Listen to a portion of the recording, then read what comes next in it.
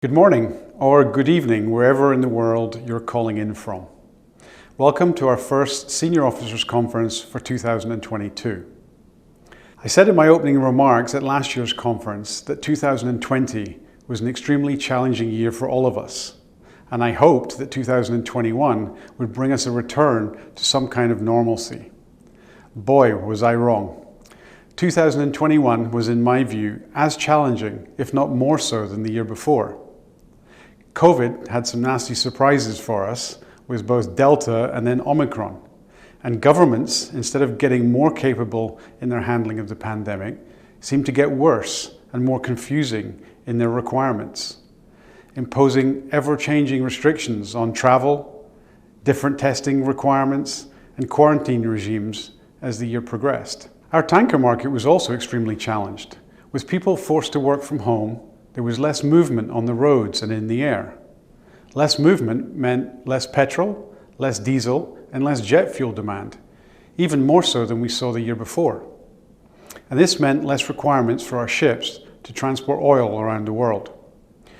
2021 recorded the worst tanker spot rate environment that we've experienced in over 40 years. Luckily, however, due in large part to the work we all put in previous years to lower our debts and to lock away a significant portion of our fleet on well-paying time charters, we've been able to weather that storm, and we remain a healthy company with a good balance sheet that we can rely on until the markets improve in what we hope is the not too distant future. 2022 will, however, bring its own set of challenges. Geopolitical events that have flared up in the last 2 weeks have introduced great uncertainty into our world.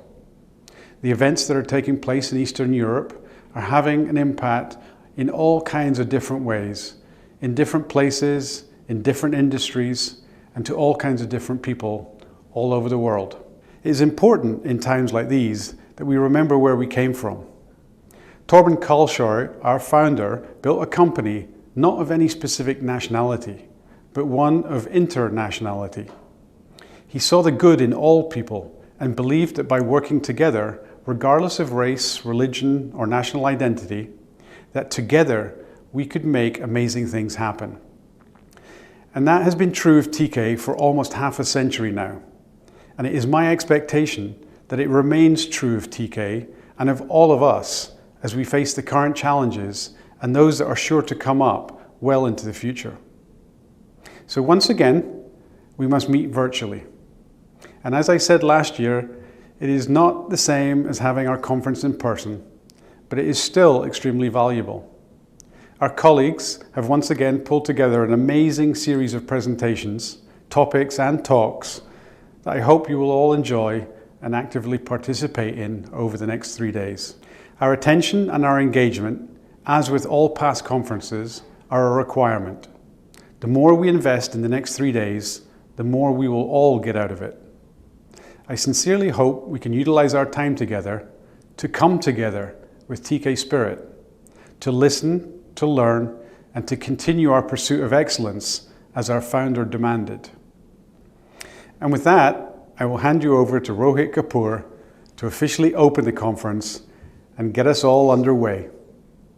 Thank you.